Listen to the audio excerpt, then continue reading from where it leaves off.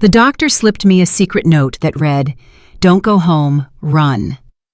That night, I discovered my own family was planning to have me committed to a nursing home to steal everything I had, but what they didn't know was that I had a secret that would change their lives forever. My name is Martha Caldwell, and I'm 70 years old. For 45 years, I thought I had raised a loving son. Benjamin came into my life when he was just 2 years old, an abandoned boy my husband and I adopted with all the love in the world. I gave him everything, an education, affection, and years of sacrifice. When my husband passed away 10 years ago, Benjamin became my only family, along with his wife Eleanor and my granddaughter Olivia. But that Tuesday, during what should have been a routine doctor's appointment, my world fell apart. Dr. Elliot Sterling, my trusted physician of many years, examined me as he always did, but something about his behavior seemed off. His hands trembled slightly as he checked my blood pressure, and he avoided direct eye contact. "Everything looks good, Mrs. Caldwell," he said, his voice strained. "Your labs are perfect.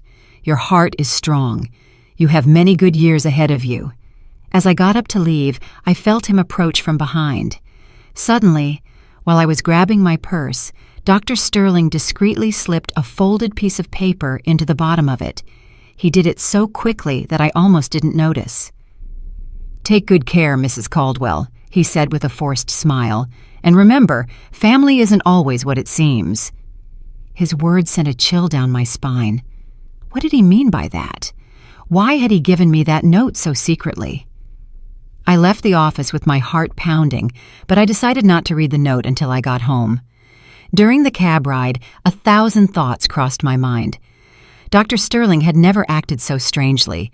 He was a serious, professional man who had known my family since Benjamin was a teenager. Why would he be giving me secret messages now? When I arrived at the house, Benjamin was in the living room with Eleanor and Olivia. The three of them were talking in hushed tones, but they abruptly fell silent when they saw me. Eleanor had several papers in her hands that she quickly hid behind her back. "How was your doctor's appointment, Mom?" Benjamin asked, his smile not reaching his eyes. "Everything's fine, son. The doctor said I'm in perfect health," I replied, trying to sound normal. Eleanor exchanged a look with Benjamin that didn't go unnoticed. Why did they seem so disappointed? Were they hoping the doctor would tell me I was sick?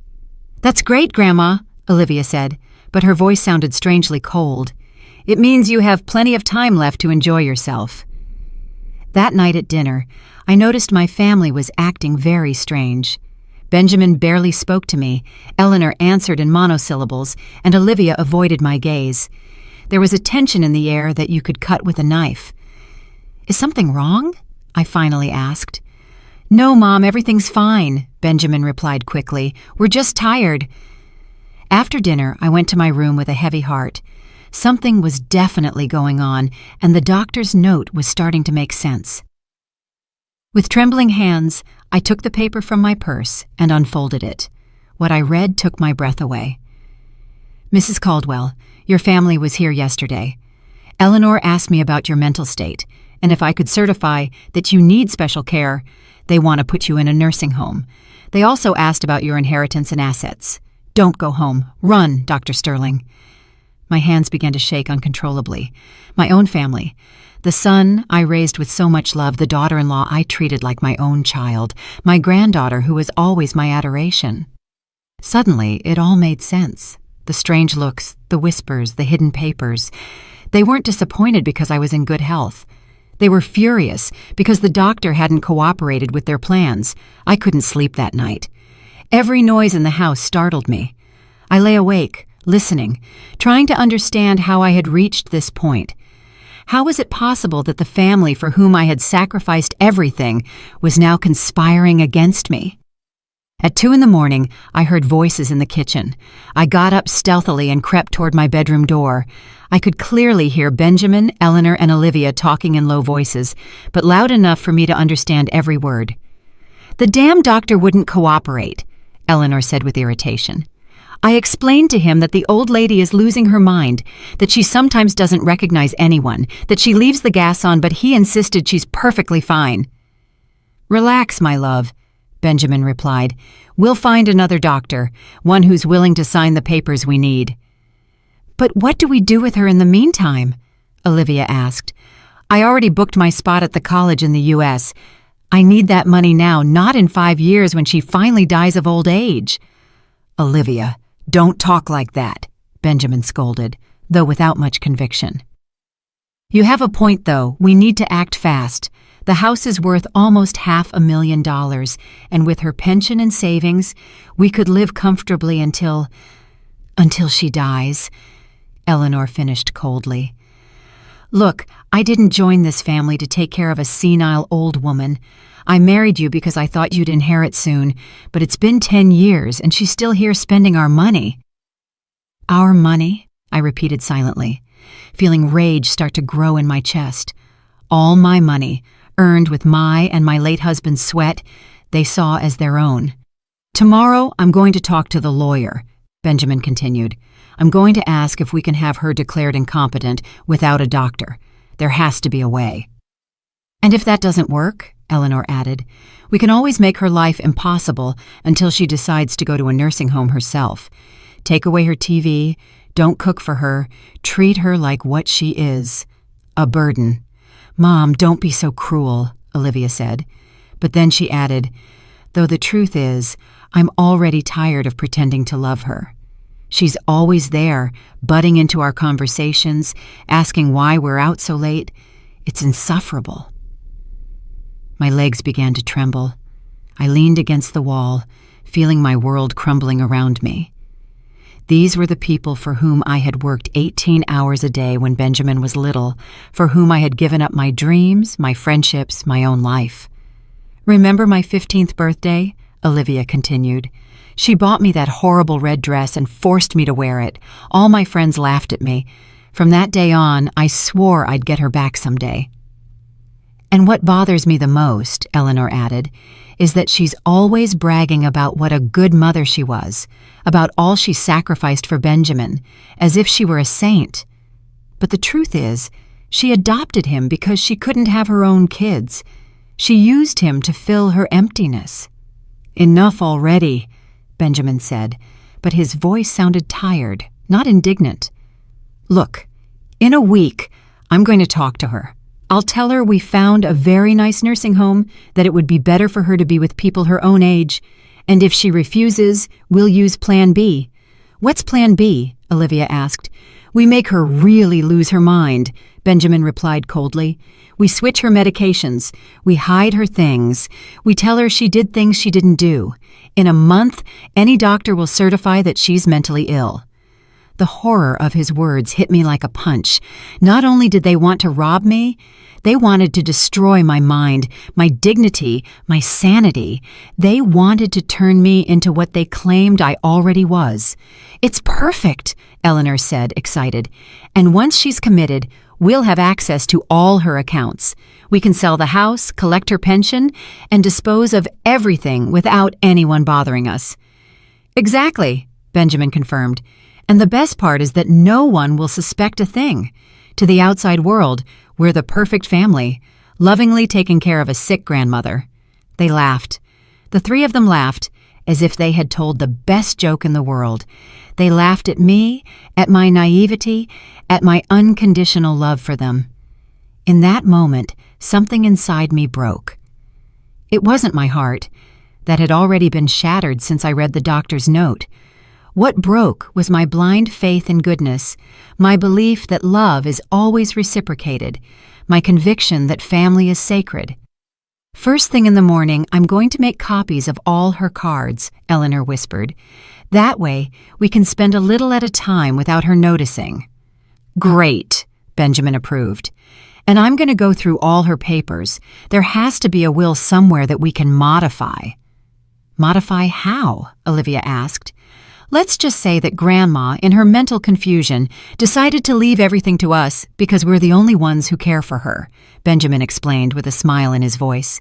"Dad, you're a genius," Olivia said admiringly. "But we have to be careful. What if someone suspects something?" "No one's going to suspect anything," Eleanor reassured her. "She has no friends, no family besides us. She's a lonely old woman who is completely dependent on us. Who's going to defend her?" They were right. I had no close friends. I had lost touch with most of them when I dedicated myself completely to taking care of Benjamin. I had no siblings. My parents had passed away years ago. I was completely vulnerable. But what they didn't know, what they had never bothered to find out, was that I had a secret that would completely change the balance of power in this situation. When my husband died, he left me with more than just love and memories.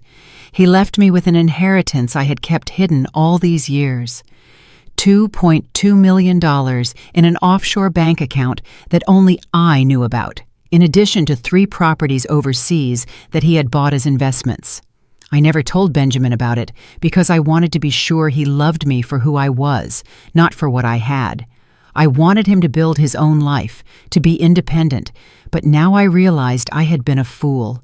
He had never loved me. He had just been patiently waiting for me to die so he could inherit the little he thought I had. "Well," Benjamin said finally, "I think we're all clear. Tomorrow, we put the plan in motion. And remember, in front of her, we have to keep being the loving family we've always been." "Of course," Eleanor replied. "I'm an excellent actress. I can fake loving her for a little while longer." I heard their footsteps retreating toward their rooms. I stayed there, frozen, with the doctor's note clutched in my hand. He was right. I had to run. But I wasn't going to run like a scared victim. I was going to run like a woman who had just woken up from a 45-year-long dream. I was going to run to plan the most perfect revenge they could ever imagine. I spent the rest of the night planning. I didn't sleep for a minute, but for the first time in months, I felt completely awake. I knew I had to act fast and intelligently. They had underestimated the senile old lady, but they would soon discover they had woken up the wrong woman.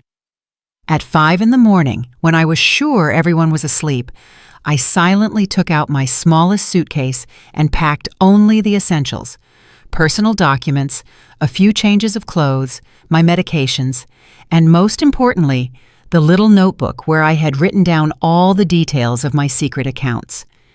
Before leaving, I decided to do something that would give me an advantage in the future. I took out my phone and activated the voice recorder. Then I pretended I had forgotten something and walked back through the house, making sure to pass near Benjamin and Eleanor's room. As I expected, they were already awake, whispering about their plans for the day. Eleanor was talking about making copies of my cards, while Benjamin mentioned his appointment with the lawyer to ask about the declaration of incompetence. "Do you think she suspects anything?" Eleanor asked, worried. "Impossible," Benjamin replied.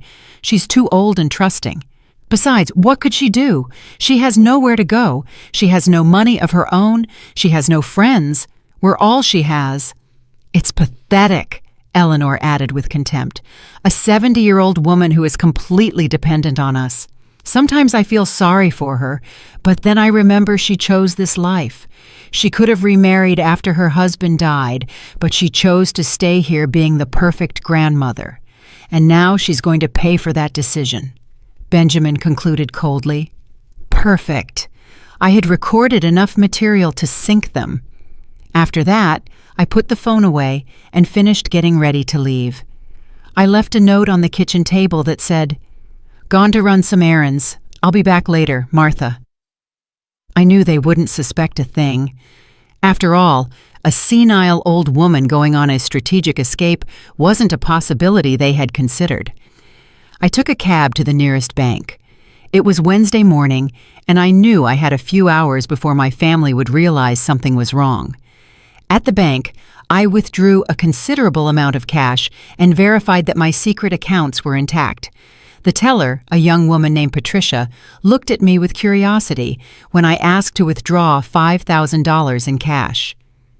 "Are you sure, ma'am?" "That's a considerable amount to carry around in cash," she said with genuine concern. "Completely sure," I replied firmly. "I have some personal matters to take care of." After the bank, I took another cab to the most elegant hotel in the city. I knew I needed a place where I would feel safe while planning my next moves. The Grand Imperial Hotel was perfect, discreet, comfortable, and with services that would allow me to maintain my privacy. "How long will you be staying with us?" The receptionist, an elegant woman in her 40s, asked me. "I'm not sure," I replied. "It could be a week, it could be several months. It depends on how certain family matters unfold." She nodded with professional understanding and assigned me a suite on the 10th floor. As I went up in the elevator, I felt a mix of terror and excitement. For the first time in decades, I was making decisions just for myself. The suite was beautiful, spacious, with a view of the city, elegantly decorated, and equipped with everything I needed. I sat on the living room sofa and, for the first time since the night before, allowed my emotions to overwhelm me. I cried. I cried for the 45 years I had dedicated to raising a son who saw me as an obstacle. I cried for the humiliations I had endured without realizing it. I cried for the woman I had been before I became the perfect grandmother they despised. But after crying, I wiped away my tears and began to plan. I took out my notebook and started making a list of everything I needed to do. First, contact my financial advisors overseas to activate my accounts. Second, hire the best lawyer in the city. Third, find a private investigator who could help me document everything my family had done and was planning to do. At 2 p.m, my phone started to ring. It was Benjamin. "Mom, where are you? It's 2 p.m. and you haven't come back." His voice sounded worried, but I could detect the irritation beneath the concern. "I'm fine, son," I replied calmly. "I decided to take a day for myself. It's been a long time since I did that." "A day for yourself? What does that mean? Where exactly are you?" Now his voice was clearly annoyed. "I'm in the city taking care of some things I needed to do," I lied partially. "Don't worry, I'll be back when I'm finished." "Mom, this isn't like you. You always let us know where you're going. Eleanor is worried, and so is Olivia. We need to know where you are." For the first time in years, I detected something in his voice that surprised me. Panic. He wasn't worried about my well-being. He was worried because he had lost control over me. "You know what, Benjamin?" I said with a calmness that surprised me. "I'm 70 years old. I think I'm old enough to make my own decisions about where to go and what to do." There was a silence on the other end of the line.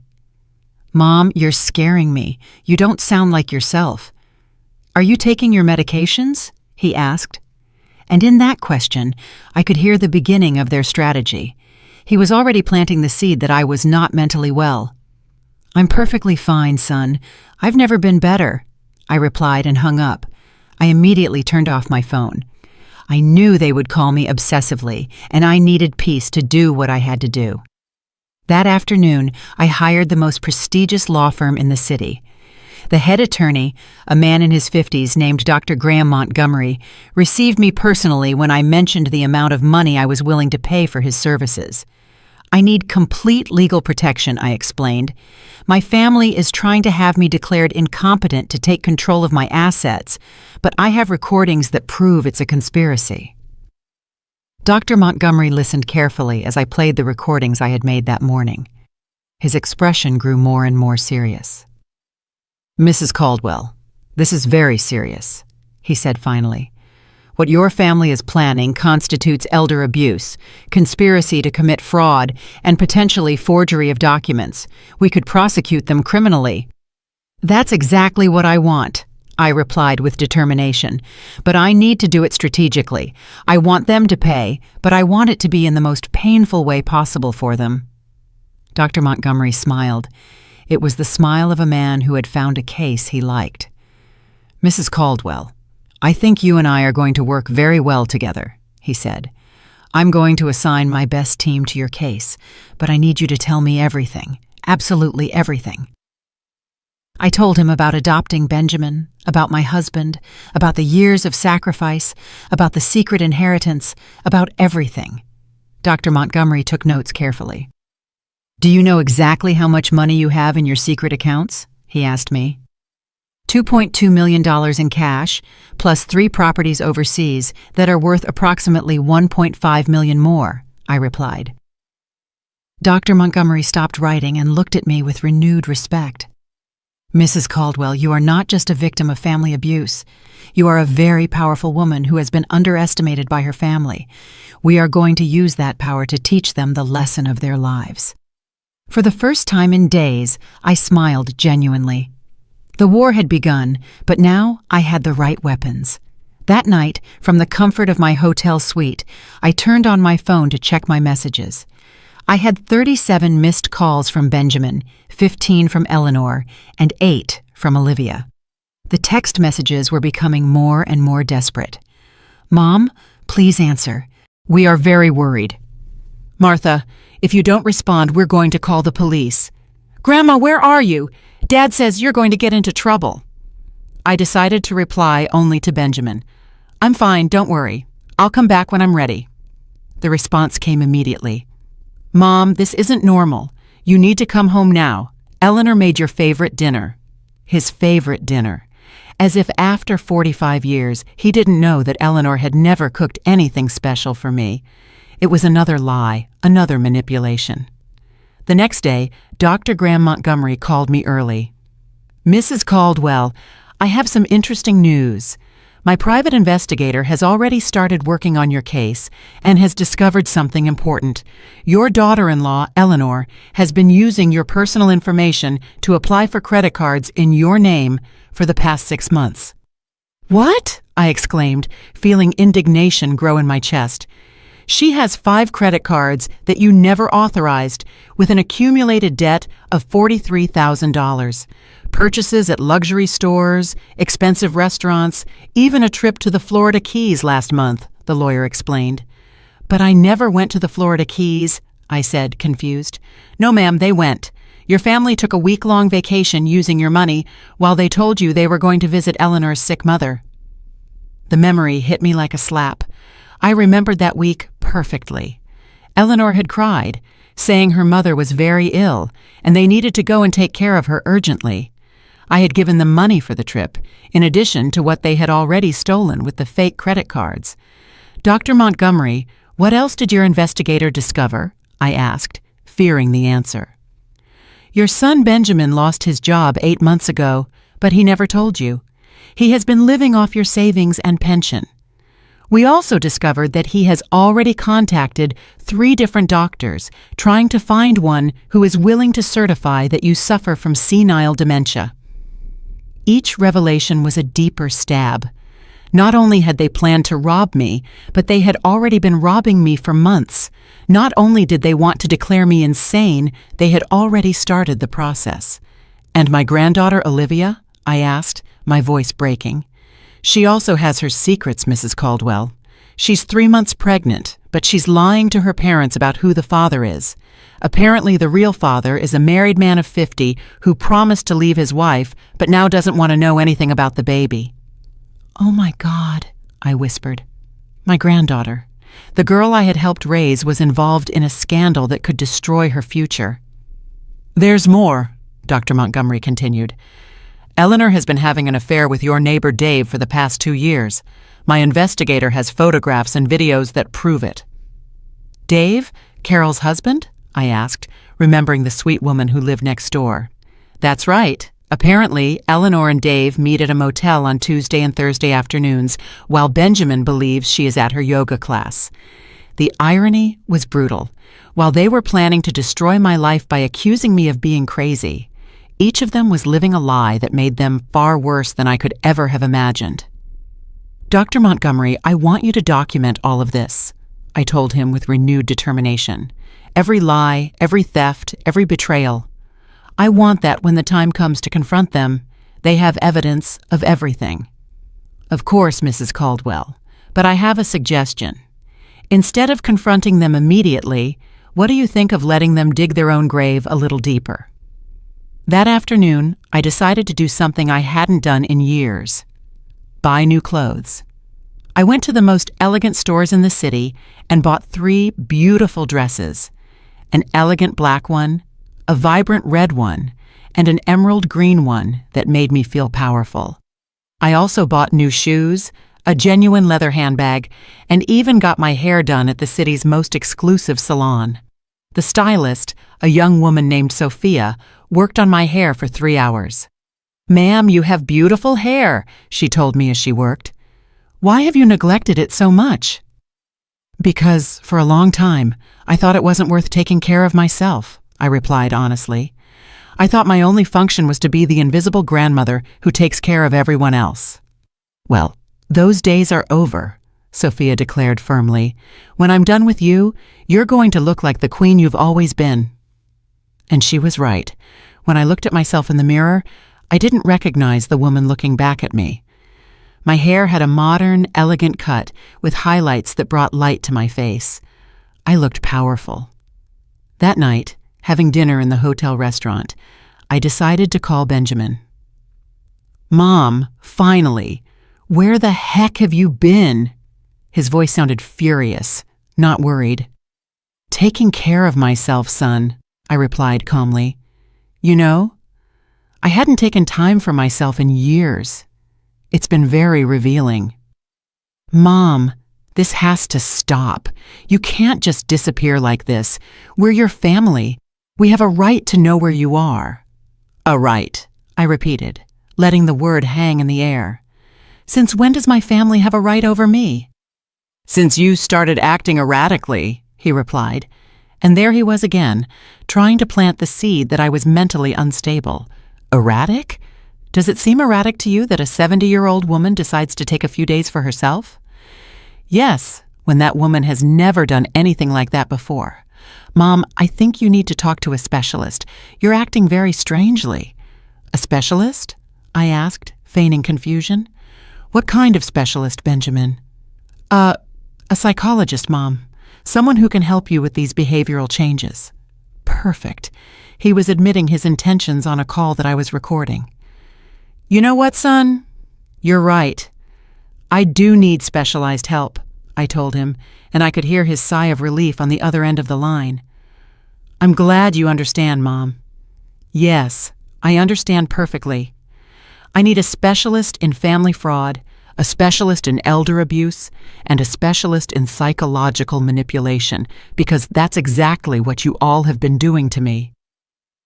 The silence on the other end of the line was deafening.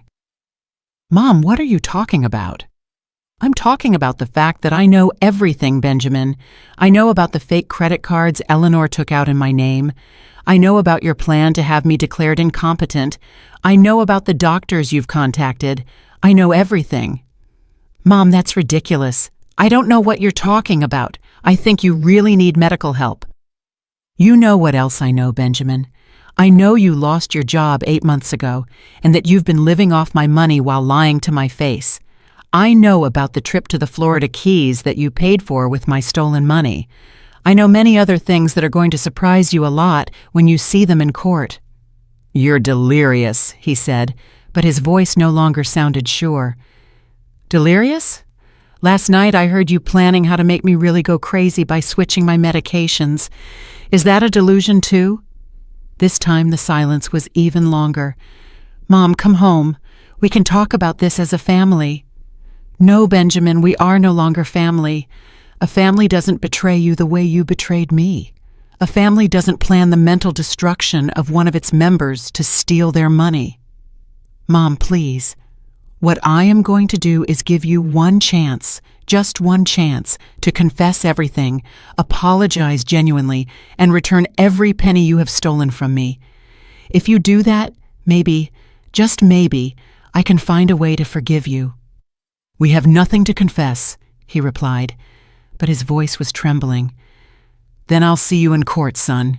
Have a good night." I hung up the phone, and for the first time in days, I felt completely at peace. The war had been officially declared, and I had all the weapons. The following days were an emotional roller coaster. My phone wouldn't stop ringing with desperate calls from my family. First, they tried the love tactic. Crying messages from Olivia saying how much she missed me. Broken voices from Eleanor asking for forgiveness for any misunderstandings. And pleas from Benjamin begging me to come home to clear things up. When that strategy didn't work, they switched to fear and intimidation.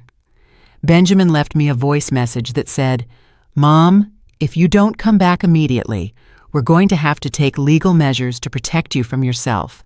Your erratic behavior is forcing us to consider legal guardianship." But Dr. Graham Montgomery had prepared me for this. "Mrs. Caldwell, let them file the petition for guardianship," he advised me during one of our meetings. "It will be the best evidence we could have of their true intentions. Besides, we already have 3 independent psychiatrists who have certified that you are in perfect mental condition." Meanwhile, my private investigator had been very busy. Every day I received new reports that left me more surprised than I thought possible.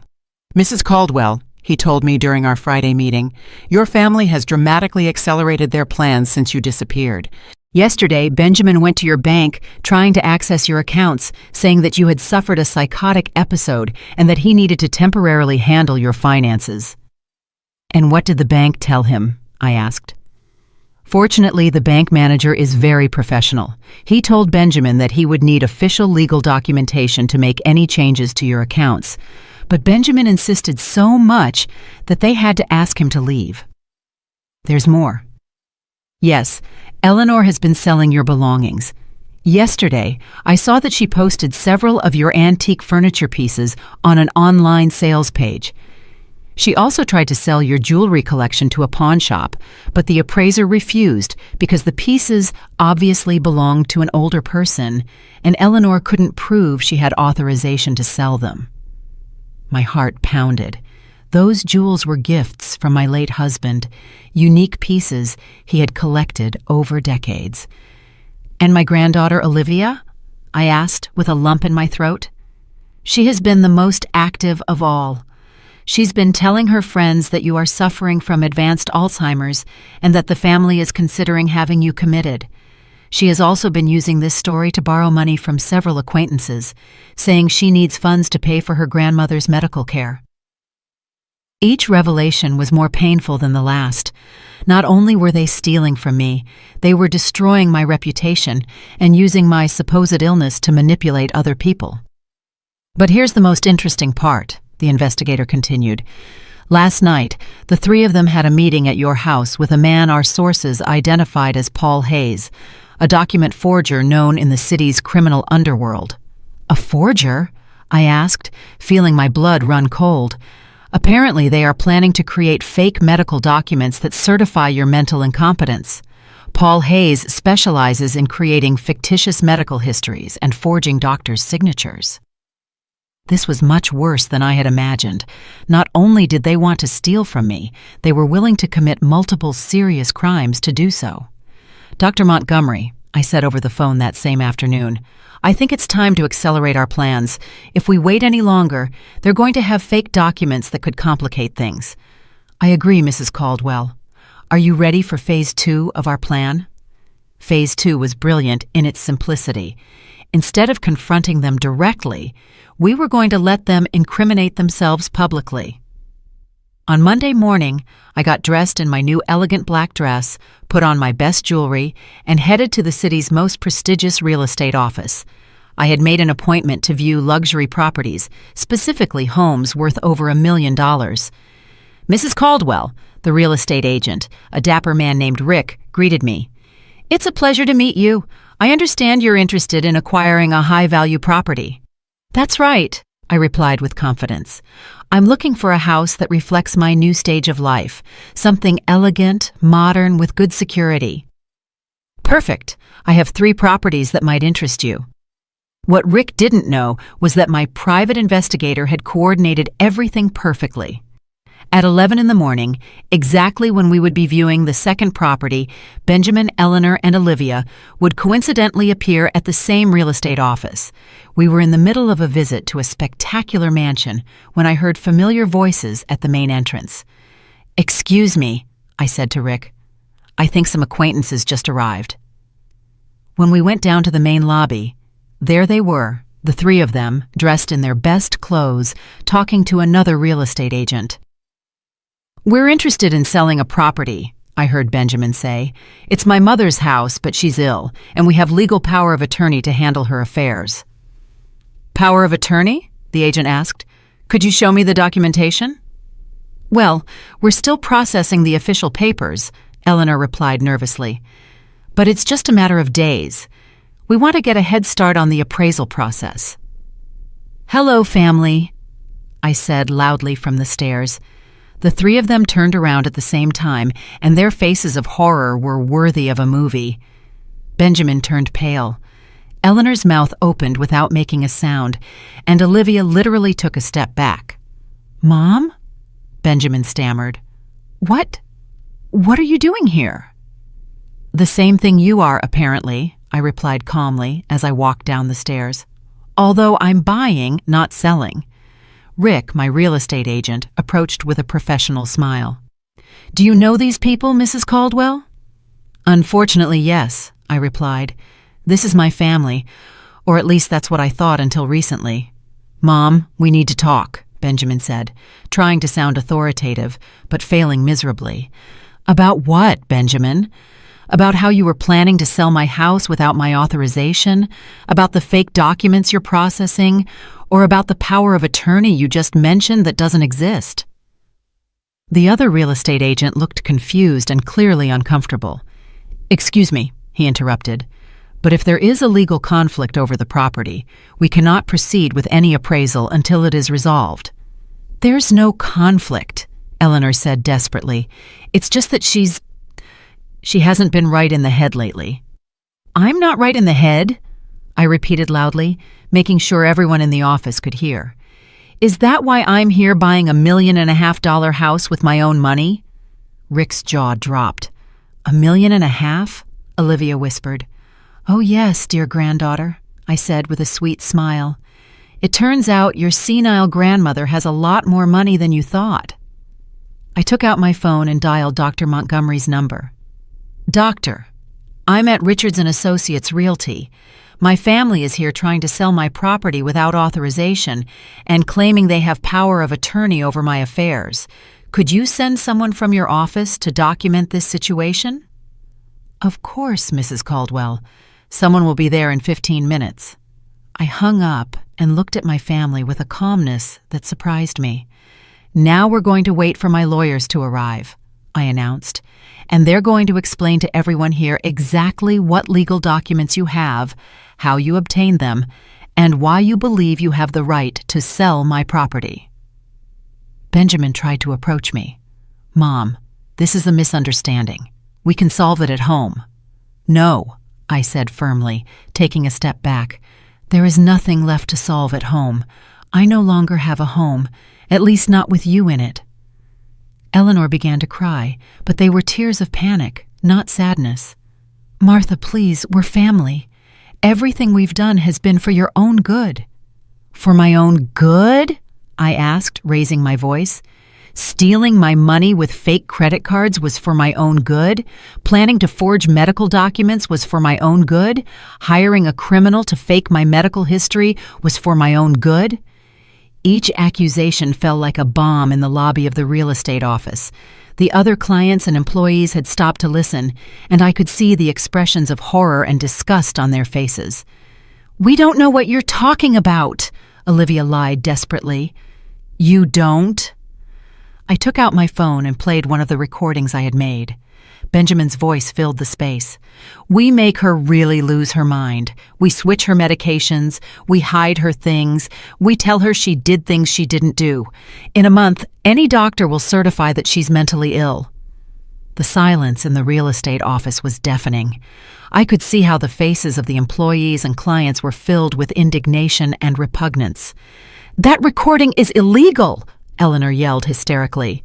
Not in this state, I replied calmly, and definitely not when it's recorded to prevent a crime that is being planned. At that moment, 2 lawyers from Dr. Montgomery's firm arrived along with a public notary. Mrs. Caldwell, we are from the Montgomery and Associates firm. We understand there are some people here who claim to have legal authority over your affairs. That's right, I replied. I would like you to officially document that these 3 people have no legal power over me, my properties, or my finances, and that any attempt to exercise such authority constitutes fraud. One of the lawyers addressed Benjamin. Sir, could you show me the documentation that supports your authority to sell Mrs. Caldwell's property? Benjamin opened and closed his mouth like a fish out of water. We're in the process of... In other words, they don't have any documentation, I declared, because they don't have any authority. What they do have is a criminal plan to steal everything I own. The public humiliation at the real estate office was just the beginning. When we left the building, my family followed me to the street, alternately yelling and pleading. "Mom, wait!" Benjamin shouted. "Can't we fix this? It's all been a terrible misunderstanding." "Grandma, please," Olivia cried. "I love you. You can't do this to us." Eleanor, for her part, had completely changed her strategy. She no longer feigned love or concern. "You're a bitter old woman," she shouted at me as I got into my cab. "You've used us all these years. Benjamin gave you the best years of his life, and this is how you repay him?" "The best years of his life?" I turned toward her from the cab window. "Do you mean the years I worked 18 hours a day to support him? The years I gave up my career, my friends, my social life to raise him? Those years? You chose to adopt him," Eleanor replied with venom in her voice. "No one forced you, and now you pretend we owe you eternal gratitude?" "I don't pretend you owe me gratitude," I replied with a deadly calm. "I just pretend that you don't steal from me, that you don't betray me, and that you don't plan to drive me crazy to get my money. Apparently, that was too much to ask." I told the cab driver to start the car, leaving my family shouting on the curb. That afternoon, Dr. Montgomery summoned me to his office for an urgent meeting. "Mrs. Caldwell, I have extraordinary news," he said, with a smile I hadn't seen before. "Your family made a critical mistake after the incident at the real estate office." "What kind of mistake?" In their desperation, Benjamin went directly to the document forger, Paul Hayes, and paid him $50,000 in advance to speed up the creation of your fake medical documents. $50,000? Where did they get so much money? From the credit cards they took out in your name. And apparently, Eleanor sold her car. But here's the best part. Paul Hayes is an FBI informant. He has been collaborating with the authorities for the past 6 months to dismantle a document fraud ring. I was speechless for a moment. "You mean that your family is not only being investigated for family fraud, but they are now under federal investigation for conspiracy to commit medical document fraud. The FBI has audio and video recordings of the entire transaction." That night, from my hotel suite, I decided to do something I had been putting off, confront each member of my family individually, but not face to face. I had something much more powerful in mind.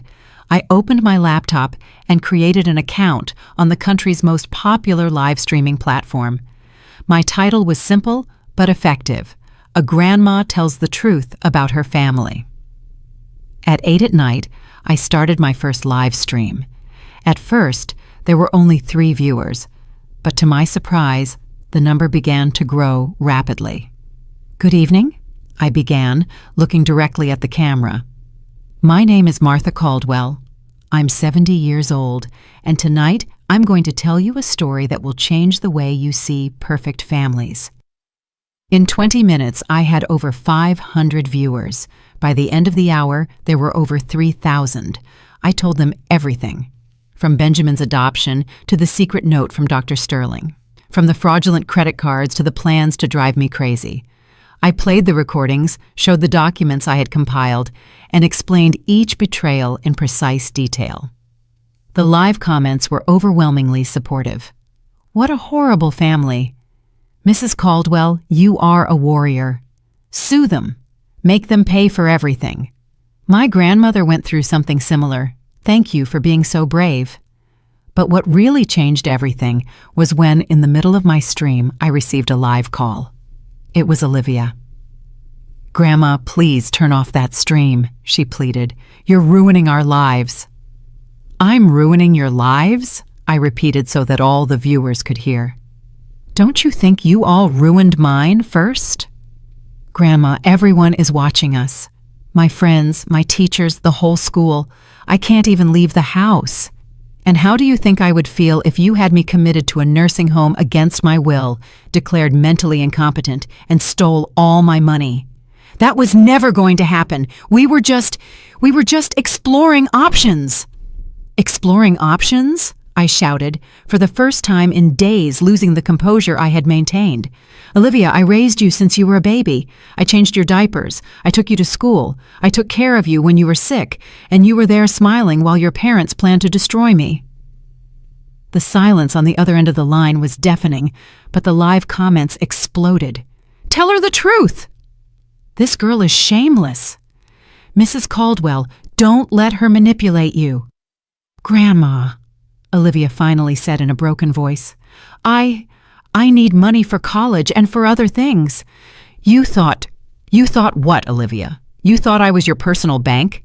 You thought you could collaborate on a plan to drive me crazy and then use my money to pay for your studies? It's not like that. Then how is it? Explain it to the 4,000 people who are watching us right now. Explain to them why you told your friends you needed to borrow money to pay for my medical care while I was perfectly fine. Another silence. Then barely audible. How do you know that? Because I'm not the senile old woman you think I am. I know everything, Olivia. Everything, including things about you that your parents don't know. What? What things? Things that could ruin your future much more than this stream could. She hung up immediately, but the damage was already done. The viewers had heard my granddaughter implicitly admit that she knew about the plans against me. 5 minutes later, my phone rang again. This time it was Benjamin, and he sounded absolutely furious. Mom, turn off that stream right now, he roared. Hello, Benjamin, I said sweetly. Do you want to talk to the 5,000 people who are watching us? This is defamation. I'm going to sue you for slander. Slander? Is it slander to play audio recordings where you all plan to drive me crazy? Is it slander to show bank statements that prove you've been stealing from me for months? Those recordings are illegal. Not in this state, son, and definitely not when they're made to prevent a crime.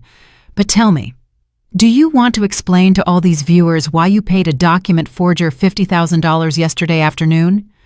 The silence was so long I thought he had hung up. How do you know that? Because Paul Hayes is an FBI informant. Benjamin, congratulations. Now you're not only being investigated for family fraud, but for federal conspiracy. You're lying. Want to bet? Check the news tomorrow morning. Or better yet, wait for the federal agents to knock on your door. The live comments went wild. FBI, FBI, FBI. This family is going to jail. Mrs. Caldwell is a detective. Justice for Grandma. Mom, Benjamin said in a broken voice, completely different from his fury before. Please, stop this. We can still fix it. We're family, aren't we? Benjamin, I replied with genuine sadness. A family doesn't betray. A family doesn't steal. A family doesn't plan the mental destruction of one of its members. What you are is not a family. It's a criminal organization that shares a last name. We gave you 45 years of our lives. You didn't give me 45 years. I gave you 45 years of my life. I gave up everything for you, and you were just waiting for me to die to inherit what you thought I had. We need that money, Mom. We have debts, problems.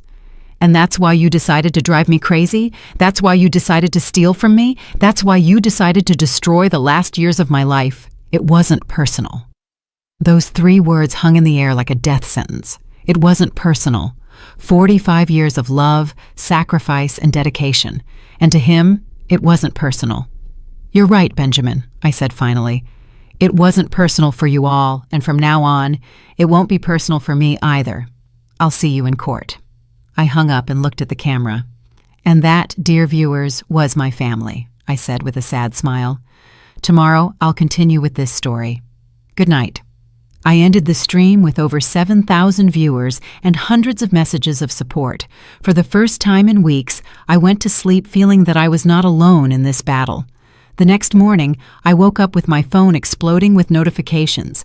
My live stream had gone viral. I had thousands of messages of support, hundreds of interview requests from media outlets, and surprisingly, dozens of messages from other older people who had gone through similar situations. "Mrs. Caldwell," one message said, "my son did the exact same thing. Thank you for being brave and telling your story. You've inspired me to take action." Another said, "I'm a lawyer specializing in elder abuse. Your case is textbook. If you need additional help, I'm at your disposal at no cost." But the message that impacted me the most was from a woman named Carol Sterling. "Mrs. Caldwell, I'm a social worker. Just yesterday, I prevented a family from having their 75-year-old father committed after seeing your stream. Your courage is saving other grandparents." Dr. Montgomery called me at 9 in the morning. "Mrs. Caldwell, I have news that will change everything," he said with a smile I hadn't seen before. "The FBI arrested Paul Hayes last night, and in his interrogation, he confessed everything about the transaction with your family. Everything. Not only did he admit that Benjamin paid him to forge medical documents, but he also revealed that your family asked him to create a fake will in your name, leaving everything to them and declaring that you were mentally incompetent when you signed it." I felt as if I had been punched in the stomach. A fake will. Apparently, the plan was much more elaborate than we thought. They were going to use the fake medical documents to have you committed. Then they would present the forged will and finally wait for you to die in the nursing home to legally inherit everything. "My God," I whispered. How long had they been planning this? According to Paul Hayes, Eleanor first contacted him 4 months ago. This was not a desperate, last-minute decision. It was a calculated and premeditated conspiracy. That afternoon, while I was processing this new information in my hotel suite, I received an unexpected call. It was Olivia, and for the first time in weeks, her voice sounded genuinely broken. "Grandma, can we please talk? Just you and me." "What for, Olivia? For you to lie to me again? For you to try to manipulate me emotionally?" "No, Grandma, to tell you the truth, the whole truth. I can't take this anymore." Something in her voice made me hesitate. I decided to take a risk. "Okay, but it will be in a public place with witnesses, and I'm going to record the entire conversation. Whatever you want, just please." We met at the cafe in the hotel lobby. Olivia arrived with eyes swollen from crying, dressed carelessly, very different from the vain girl I knew. "Grandma," she began before I could say anything, "you have to know that I never wanted things to go this far." "How far, Olivia? How far did you think was acceptable?" "At first, Mom and Dad just talked about convincing you to move to a luxury nursing home. They said it would be better for you, that you would have the company of people your own age." "And what did you think?" I thought maybe they were right. The house is very big for you alone, and sometimes you seemed lonely." She stopped and looked me in the eyes. "But that was before I knew about the money." "What money? They didn't know about my secret accounts." "No, but they knew about your pension, about the savings you had in the local bank, about the value of the house. Mom had been investigating for months, going through your papers when you weren't home. She would call your bank pretending to be you. She even went to see your old boss to ask about your retirement pension." Each revelation was a deeper stab. "And when they decided it wasn't enough to just convince me?" Olivia began to cry. "When Mom found out that you could live another 20 years, she said she couldn't wait that long, that she needed the money now." What did she need the money for so urgently? "To pay Dad's debts. He lost a lot of money on sports betting over the past 2 years. He owes over $100,000 to some very dangerous people." Another shocking revelation. Benjamin had not only lost his job, he was a compulsive gambler with dangerous debts. "And what part did you play in all of this?" I needed money for college and for other things." She unconsciously touched her belly. "Other things like what, Olivia?" "I'm pregnant, Grandma," she confessed finally. "The father is He's a married man who doesn't want to know anything about the baby. I need money to decide what to do." My heart broke for my granddaughter, but I also felt a deep rage. "And that's why you decided to participate in a plan to drive me crazy?" "I didn't know they wanted to drive you crazy," she shouted, attracting glances from other cafe customers. "I just thought they wanted a doctor to say you needed special care."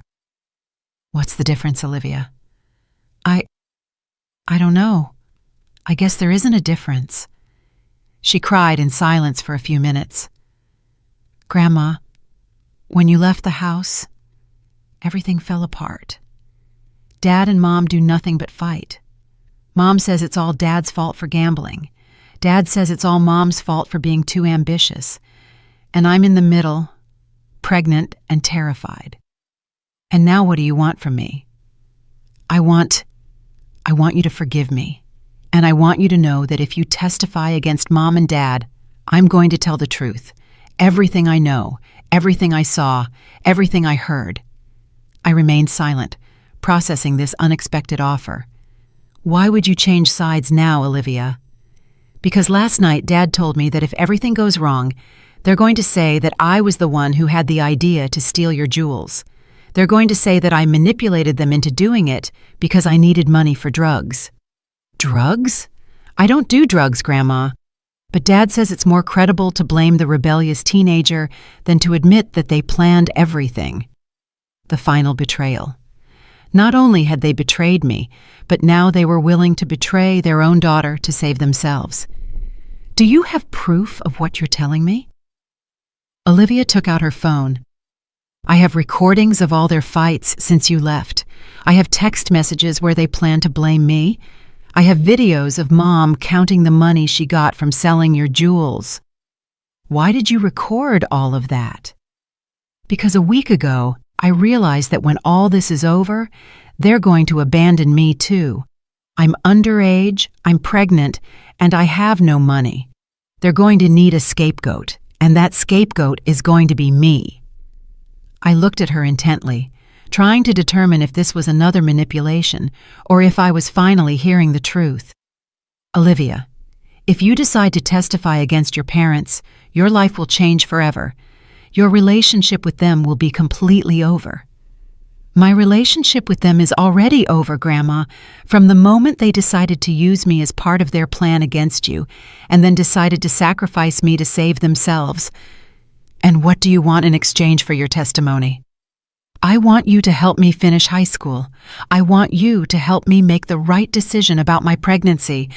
And I want you to teach me how to be a strong woman like you." For the first time in weeks, I felt a spark of the old connection I had had with my granddaughter.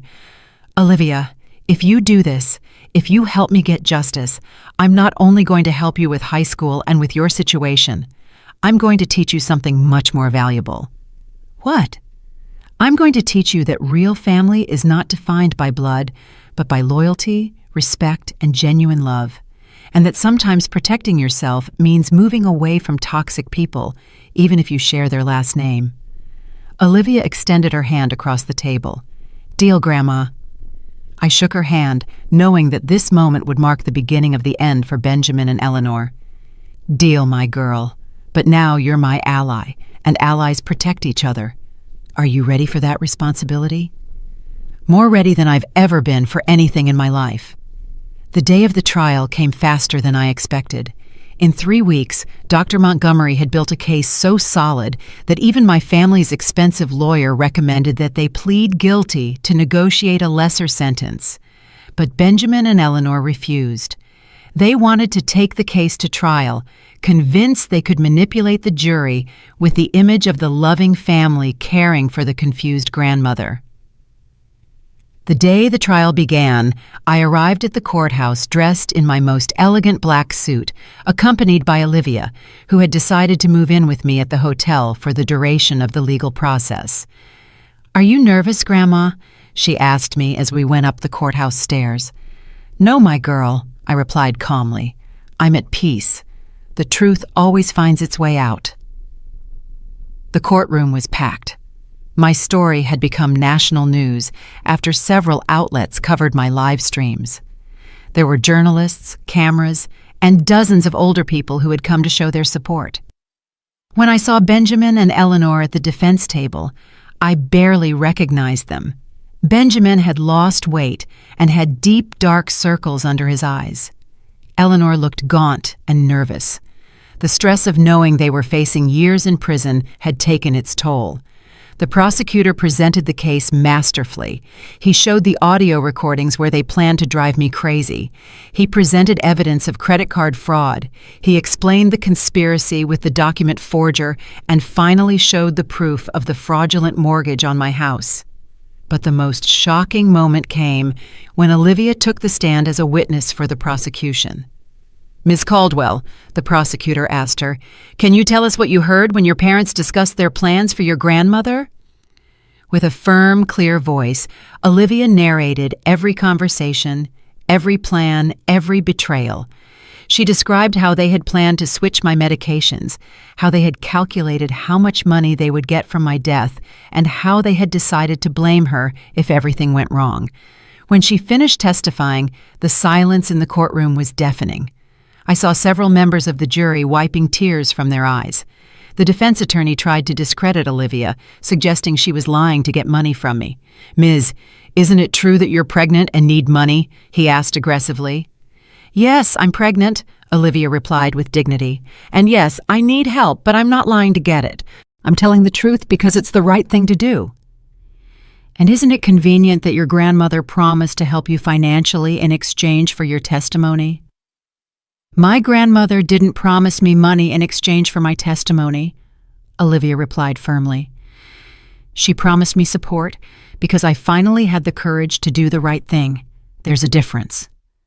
When it was my turn to testify, I took the stand feeling the weight of all the eyes in the courtroom on me. "Mrs. Caldwell," the prosecutor asked me, "can you tell us how you felt when you discovered your family's plans?" "I felt like I had lived a lie for 45 years, I replied. "They didn't just betray me. They made me question every moment of love I thought I had shared with them. They made me wonder if I was ever anything more than an obstacle between them and my money. And how do you feel now?" "Now I feel free," I said, looking directly at Benjamin. "Free from the lies, free from the manipulation, and free from the obligation to love people who never truly loved me." The defense attorney tried to make me look like a vengeful, wealthy woman who was exaggerating the situation. "Mrs. Caldwell, isn't it true that you have millions of dollars that you never mentioned to your family?" "It's true that I have resources they were unaware of," I admitted. "But those resources do not justify conspiring to drive me crazy, stealing my identity, or forging legal documents." "Don't you think your family deserved to know about that money?" "Deserved? Why? For planning my forced commitment? For stealing from me for months? For betraying me in the cruelest way possible?" The trial lasted 5 days. In the end, the jury deliberated for just 2 hours before returning with a unanimous verdict: guilty on all counts. Benjamin was sentenced to 12 years in prison for conspiracy, fraud, forgery of documents, and elder abuse. Eleanor received 10 years for the same charges, plus additional charges for mortgage fraud. When the judge read the sentences, Eleanor broke down crying. Benjamin simply stared ahead with an empty expression. After the trial, as we were leaving the courthouse, a reporter asked me, "Mrs. Caldwell, do you feel that justice was served?" "I feel that legal justice was served," I replied. "But the real justice was discovering who I truly was before it was too late to enjoy the rest of my life." 6 months later, I bought a beautiful house on the outskirts of the city. It's smaller than my old house, but it's full of light and has a lovely garden where Olivia and I spend our afternoons. Olivia finished high school with honors and decided to keep the baby. She is now studying law, inspired by everything we went through together. She says she wants to specialize in elder protection. "Grandma," she told me a few weeks ago as we worked in the garden, "do you ever regret adopting Dad?" "I don't regret adopting him," I replied, caressing the flowers we had planted together. I only regret not having understood sooner that kindness should never be practiced at the cost of self-destruction. And what did you learn from all of this? I learned that real family is not defined by blood or shared years. It is defined by mutual respect, genuine loyalty, and unconditional love. I learned that it is better to be alone with dignity than to be accompanied by betrayal. And I learned that it is never too late to start over. Now, at 71 years old, I am living the fullest life I have ever had. I travel, I read, I have new friends, and above all, I have a genuine relationship with my granddaughter, who has become the daughter of my heart that I always wanted to have. Benjamin and Eleanor have tried to contact me from prison several times, but their letters go directly to the trash, unopened. Some doors, once closed, should never be opened again. Every night before I go to sleep, I am thankful for three things: for Dr. Sterling, who had the courage to warn me, for my own strength that I didn't know I had, and for discovering that endings can also be beginnings if you have the courage to write your own story. Kindness is still important in my life, but now I practice it with wisdom. I help other older people who are facing similar situations. I support Olivia in her studies, and I have created a foundation to prevent elder abuse. But more important than all that, I finally learned to love myself as much as I loved everyone else my whole life. And that, my dears, is the most valuable lesson of all.